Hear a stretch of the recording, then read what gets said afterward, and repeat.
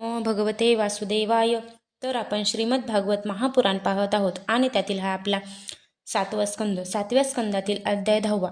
10व्या अध्यायामध्ये आपण प्रल्हादाला राज्याभिषेक आणि त्रिपुर दहनाची कथा पाहणार आहोत.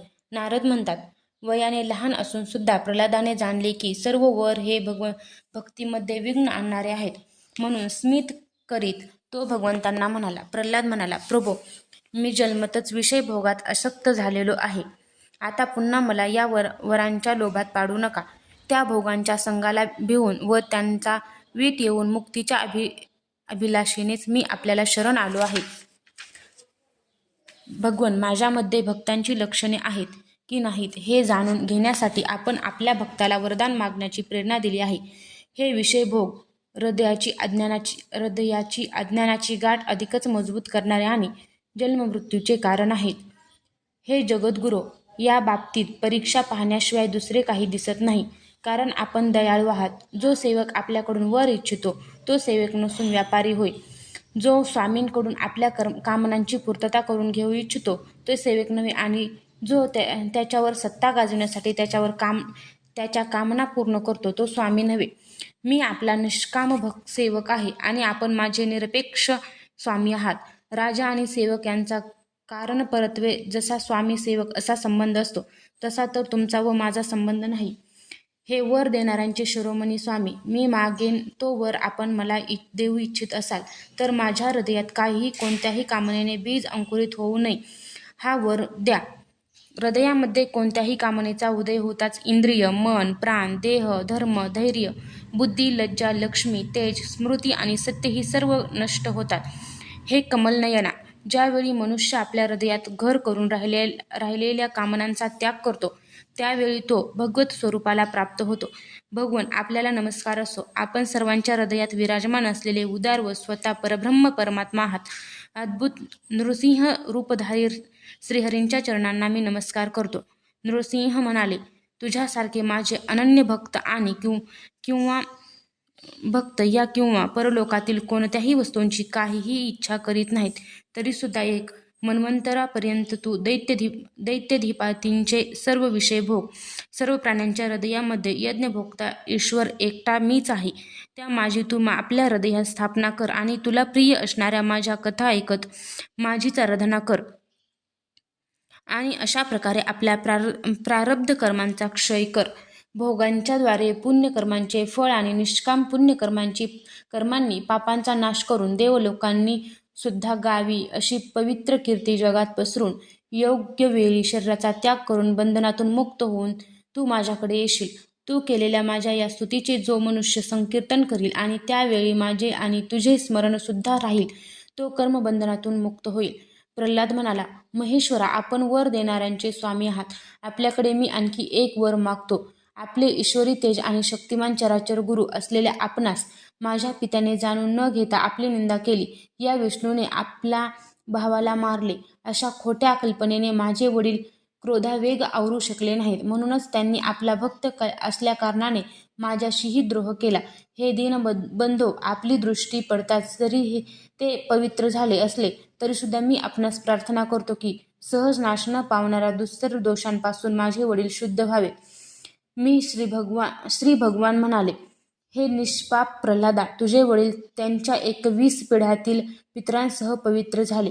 कारण कुळाला पवित्र करणारा तुझ्यासारखा पुत्र त्यांना मिळाला. माझे शांत, समदर्शी आणि सदाचारिक भक्त जेथे जेथे निवास करतात ते देश पापांची खाण असले तरी पवित्र होऊन जातात. दैत्यराज, माझ्या भक्तिभावांमुळे ज्यांच्या सर्व कामना नष्ट झाल्या आहेत ते लहान मोठ्या कोणत्याही प्राण्याला कोणत्याही प्रकारे त्रास देत नाहीत. कारण त्यांचा सर्वांच्याबद्दल आत्मभाव निर्माण झालेला असतो. जगात जे लोक तुझ्यावर प्रेम करतील ते सुद्धा माझे भक्त होतील.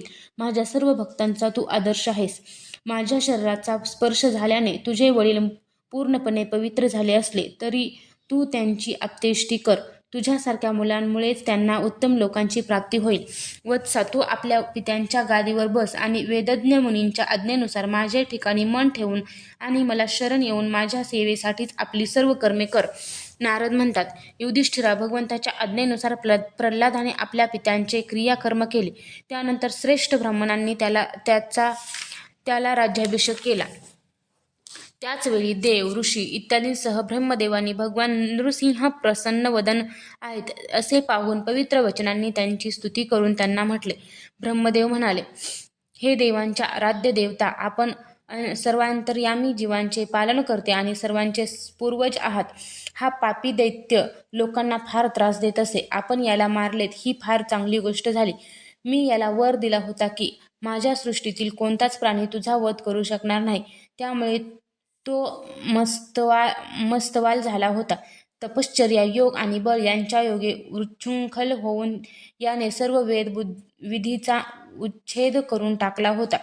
याचा पुत्र परमभागवत शुद्ध हृदय बाळ प्रल्हाद याला आपण मृत्यूच्या दाढेतून बाहेर काढले.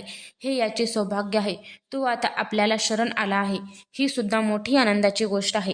हे भगवान, जो कोणी एकाग्र मनाने आपल्या या नृसिंह रूपांचे ध्यान करील त्याला हे रूप सर्व प्रकारच्या भयापासून वाचवेल.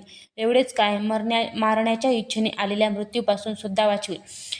श्री नृसिंह म्हणाले, ब्रह्मदेवा, आपण दैत्यांना असा वर देऊ नका जे स्वभावाने क्रूर आहेत. त्यांना असा वर देणे म्हणजे सापाला अमृत पाजण्यासारखे आहे. नारद म्हणाले, युधिष्ठिरा, असे म्हणून भगवान ब्रह्मदेवांनी केलेल्या पूजेचा स्वीकार करून समस्त प्राण्यांच्या दृष्टीने तेथेच अंतर्धान पावले. यानंतर प्रल्हादाने भगवत स्वरूप ब्रह्मदेव, शंकर, प्रजापती आणि देवांची पूजा करून त्यांना शिरसाष्टांग प्रणाम केला. तेव्हा ब्रह्मदेवांनी शुक्राचार्य इत्यादी मुनीसह प्रल्हादाला सर्व दानव आणि दैत्यांचा अधिपती म्हणून नेमले. यानंतर ब्रह्मदेव इत्यादी देवांनी प्रल्हादाचे अभिनंदन करून त्यांना शुभाशीर्वाद दिले. प्रल्हादांनी सुद्धा सर्वांचा यथायोग्य सत्कार केला. नंतर ब्रह्मादिक देव आपल्या लोकी निघून गेले. भगवंतांचे हे दोन्ही पार्षद जय आणि विजय अशा प्रकारे दितीचे पुत्र झाले होते. वैरभावाने त्यांच्या हृदयात राहणाऱ्या भगवंतांनी त्यांना मारले. ऋषींनी दिलेल्या शापामुळे ते पुन्हा कुंभकर्ण आणि रावणाच्या रूपाने राक्षस झाले. भगवान श्रीरामांच्या पराक्रमामुळे त्यावेळी त्यांचा अंत झाला.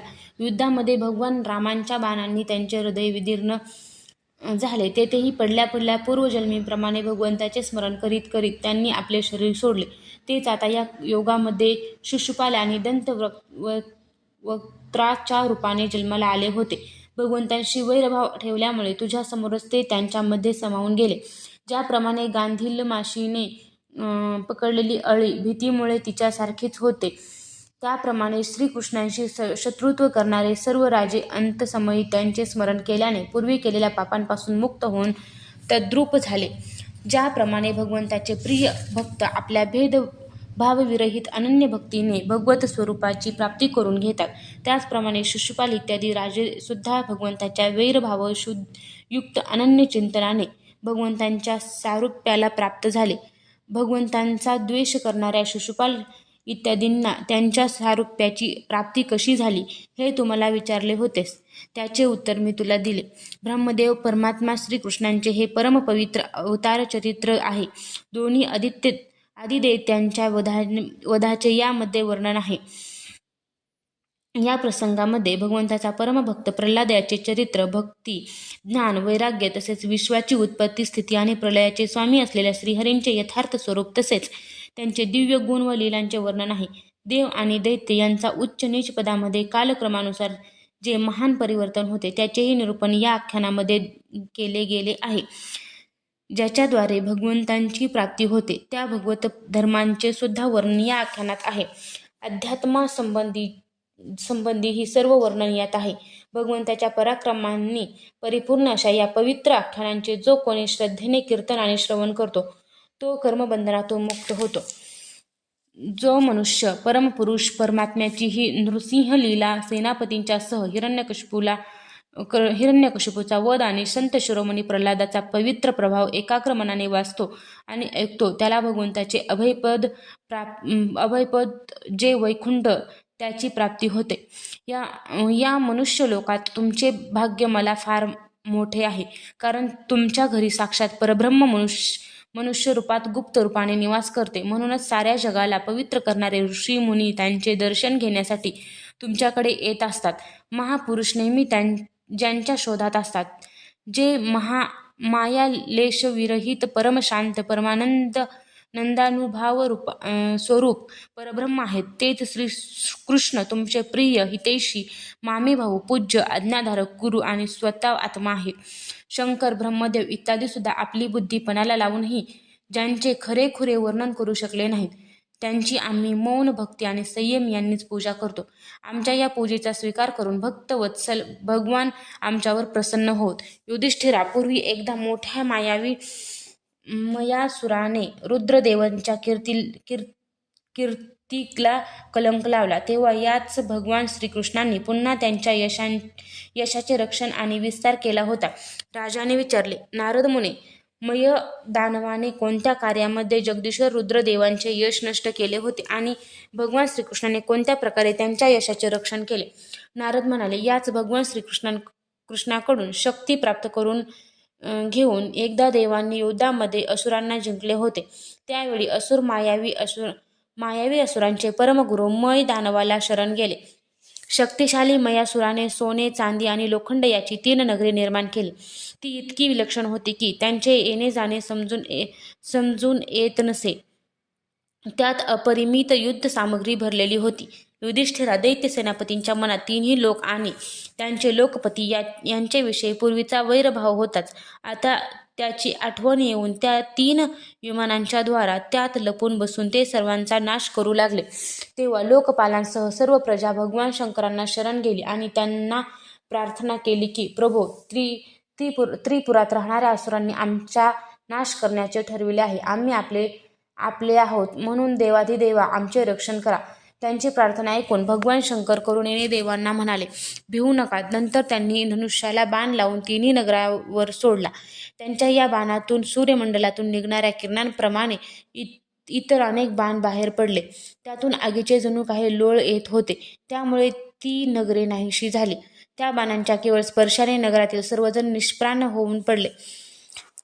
महायोगी यमाने दैत्यांना उचलून आणले आणि अमृताच्या विहिरीत टाकले.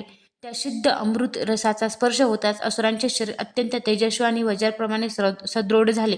ढगांना इस्तत्त करणाऱ्या विजेच्या लोळाप्रमाणे ते उठून उभे राहिले. श्री विष्णूंनी जेव्हा पाहिले की आपला संकल्प सिद्धीस न गेल्यामुळे महादेव विषण्ण झाले आहेत, तेव्हा त्या असुरांवर विजय मिळवण्यासाठी त्यांनी एक युक्ती केली. हेच भगवान विष्णू त्यावेळी गाय झाले आणि ब्रह्मदेव वासरू झाले. मध्यान्ह समयी दोघेही त्या 3ही नगरात गेले आणि त्या सिद्ध रसाच्या विहिरीत सर्व अमृत त्यांनी पिऊन टाकले. त्या विहिरीचे रक्षक जरी या दोघांना पाहत होते तरी भगवंताच्या मायेने मोहित झाल्यामुळे त्यांना ते रोखू शकले नाहीत. महामायावी मयासुराला ही गोष्ट समजली. तेव्हा ती दैवगती आहे याचे स्मरण होऊन त्याला कोणत्याही प्रकारचा शोक झाला नाही. शोक करणाऱ्या अमृतरक्षकांना तो म्हणाला, देव, असुर, मनुष्य किंवा कोणताही प्राणी स्वतःसाठी, दुसऱ्यासाठी किंवा दोघांसाठीही जे प्रारब्धाचे विधान असेल ते बदलू शकत नाही. यावर भगवान विष्णूंनी आपल्या शक्तीच्या द्वारा भगवान शंकराच्या युद्धाची सामग्री तयार केली. त्यांनी धर्मापासून रथ, ज्ञानापासून सारथी, वैराग्यापासून ध्वज, ऐश्वर्यापासून घोडे, तपश्चर्येपासून मनुष्य, विद्येपासून कवच, क्रियेपासून बाण आणि आपल्या इतर अनेक शक्तींपासून पुष्कळ अन्य वस्तू निर्माण केल्या. या सामग्रीने सज्ज होऊन भगवान शंकर रथावर आरूढ झाले आणि त्यांनी धनुष्यबाण धारण केले. अभिजित मुहूर्तावर भगवान शंकरांनी धनुष्यावर बाण चढविला आणि ती 3ही दुर्भेद्य पुरे भस्मसात करून टाकली. युधिष्ठिरा, त्याच वेळी स्वर्गात दुदुंबी वाजू लागल्या. शेकडो विमानांची गर्दी झाली. देव, ऋषी, पितर आणि सिद्धेश्वर आनंदाने जय जयकार करीत पुष्पवर्षा करू लागले. अप्सरा नाचू आणि गाऊ लागला. युधिष्ठिरा, अशा प्रकारे त्या 3ही पुरांना जाळून भगवान शंकर त्रिपुरारी झाले आणि ब्रह्मदिकांनी केलेली स्तुती ऐकत आपल्या धामाकडे निघून गेले. आत्मस्वरूप जगद्गुरु भगवान श्रीकृष्ण आपल्या मायेने ज्या प्रकारे ज्या मनुष्यासारख्या लीला करतात त्याच अनेक लोक पावन लीलांचे ऋषी गायन करतात. आता मी तुला आणखी काय सांगू ते सांग. अध्याय 10वा समाप्त.